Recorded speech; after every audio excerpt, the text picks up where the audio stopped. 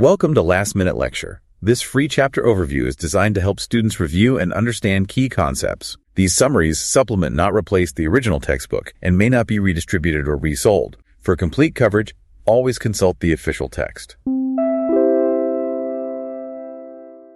Imagine you're tasked with figuring out the exact distance between two geological landmarks. Okay. You hire this top-tier surveying firm, right? And they bring out a state-of-the-art laser rangefinder. It's calibrated for atmospheric distortion, the works. Oh, nice. Yeah. And they give you a measurement that's accurate to within, like, a few millimeters. Yeah. But then somebody else walks up, maybe just some enthusiastic amateur, and they just pace out the distance foot by foot. Oh, boy. And they just shout out their final tally. So now you, the listener we're talking to right now, you have two measurements for the exact same physical space. And your confidence in those two numbers is obviously, worlds apart. Right. Night and day. Exactly. But here is the challenge. You are required to combine that laser reading and the pacing estimate into one single official best estimate for that distance. Which honestly sounds like a really great way to just ruin perfectly good data. I mean, the immediate instinct for anyone working in a lab or in the field is to just, ignore the amateur pacing completely and polish the laser data. Right. And in a simplified scenario, sure, you just drop it. But in the actual practice of experimental physics, it's almost never that distinct. Yeah, good try. You're routinely faced with multiple laboratories or multiple researchers measuring the exact same physical quantity, and they all arrive at slightly different answers, and they all report different margins of error. You can't just arbitrarily crown one the winner and discard the rest. No, you really can't. You need a rigorous way to combine them. So welcome to this deep dive. We are talking directly to you, whether you're prepping for a high-stakes lab, reviewing for a final, or just, trying to understand how the scientific community actually agrees on fundamental constants. Yeah, think of this as your personalized one-on-one last-minute lecture tutoring session. Exactly. And today we are focusing exclusively on Chapter 7 of John R. Taylor's Introduction to Error Analysis. Right. And the central mission here is mastering this concept known as weighted averages. We need to really dig into the mathematical machinery that lets us take disparate measurements, respect their individual uncertainties, and merge them into one ultimate best estimate. Yes. But this is but before we get anywhere near the math, there's a strict prerequisite. Taylor makes it very clear that this entire framework only functions if we assume all systematic errors have been identified and reduced to a negligible level. I really want to highlight that assumption because it's a trap a lot of students fall into. We're assuming no one is using a stretched out tape measure or a faulty sensor that consistently reads 2 degrees too hot. Right. If there is a fundamental flaw in your experimental design, mathematical tricks won't save your data. They absolutely will not. We are operating under the strict condition that we're dealing solely with random error. Just the random stuff. Exactly.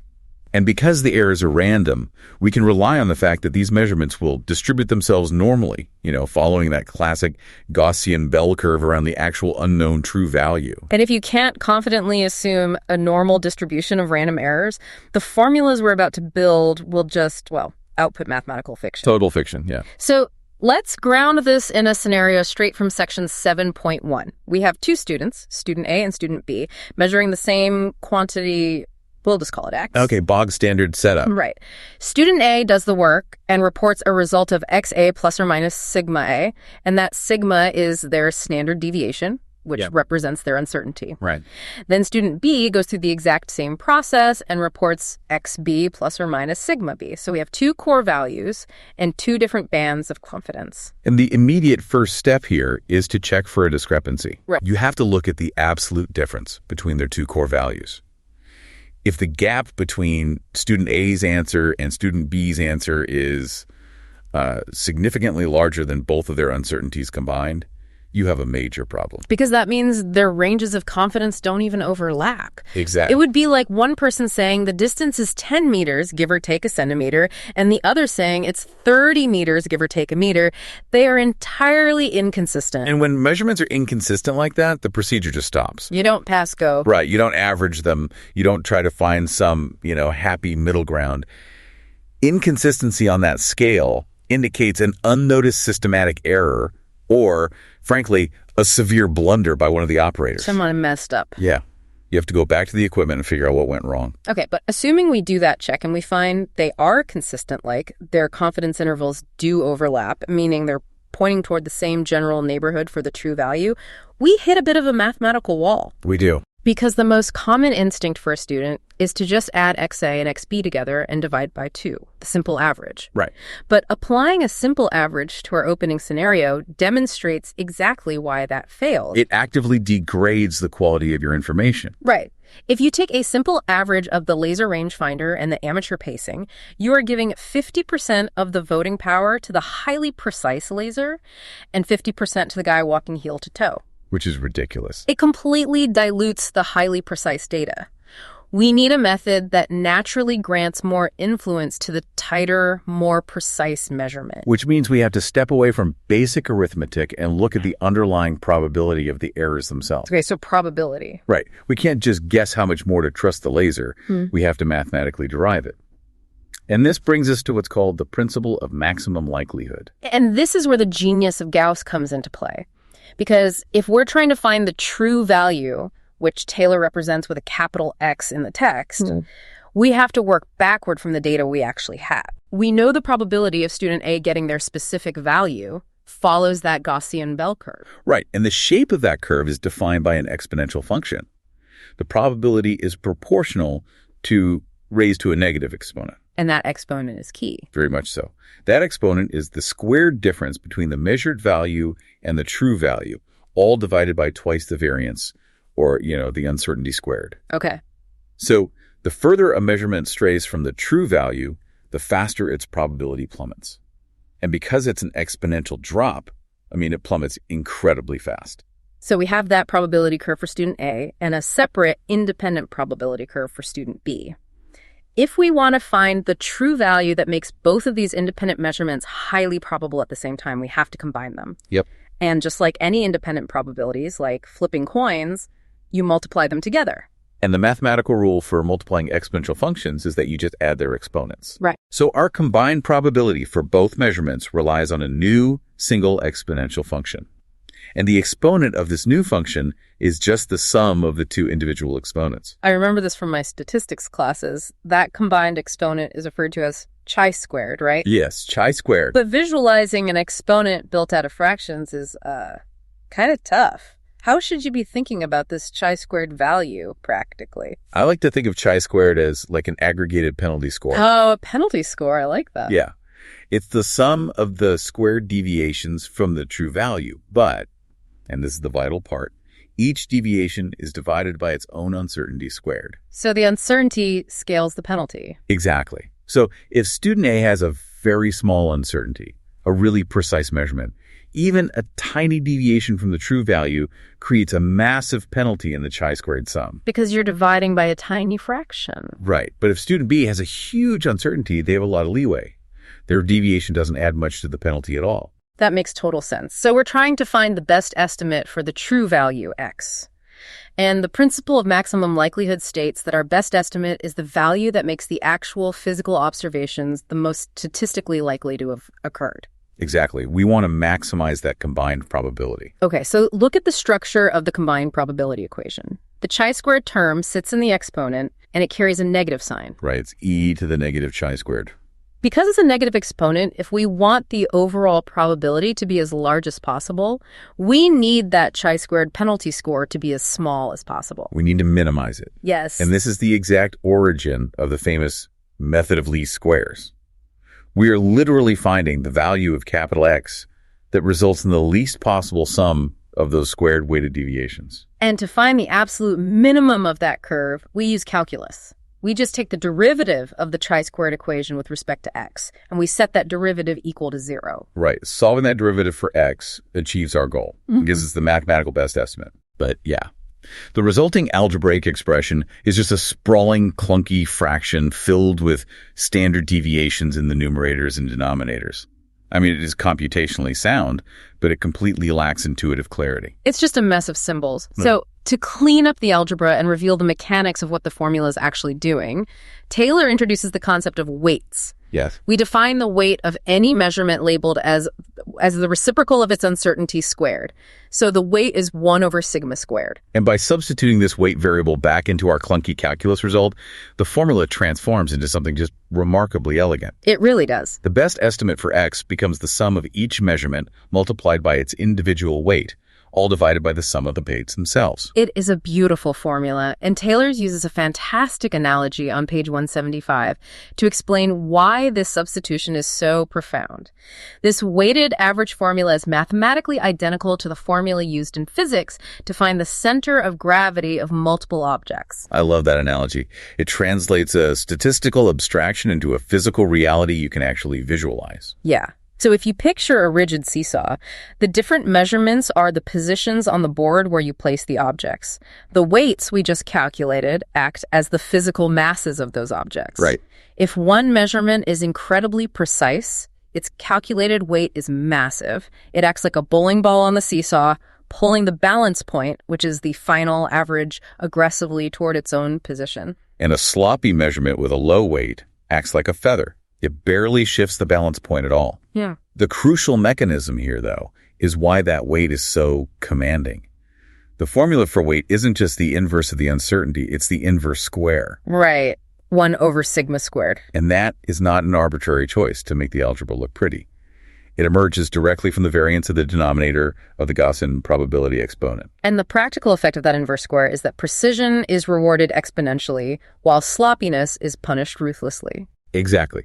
Consider a situation where one measurement is, say, 4 times less precise than another. Its standard deviation is 4 times larger. Because the weight formula squares that uncertainty in the denominator, you don't end up with a weight that is 4 times smaller. You square the 4, resulting in 16. Yep. That less precise measurement is assigned a weight 16 times smaller than the precise one. It goes from being a somewhat inferior measurement to having virtually zero voting power in the final calculation. As Taylor notes, in many practical applications, a measurement with an uncertainty that much larger could simply be ignored entirely. Because the math just snuffs it out. Right. The inverse square naturally isolates and neutralizes noisy data. So we have our combined best estimate, which we call the weighted average, or XWAV. But compiling a best estimate is only half the job in error analysis. Right. You need the uncertainty. Exactly. A combined value is basically useless if we don't also calculate the new overall uncertainty for it. We need to know our margin of error for this new center of gravity. And since the weighted average is a function of the original measured values, we determine its uncertainty using standard error propagation.